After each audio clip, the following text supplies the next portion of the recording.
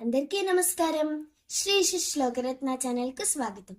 అందరికీ శ్రీరామనవమి శుభాకాంక్షలు. రామాయ రామభద్రాయ రామచంద్రాయ వేదసే రఘునాథాయ నాథాయ సీతాయ పతయే నమః. ఈ శ్లోకంలో రాముల వారి నామాలు తెలియజేయబడ్డాయి. ఎవరెవరు ఏ పేర్లతో పిలుస్తారో కూడా తెలియజేయబడ్డాయి.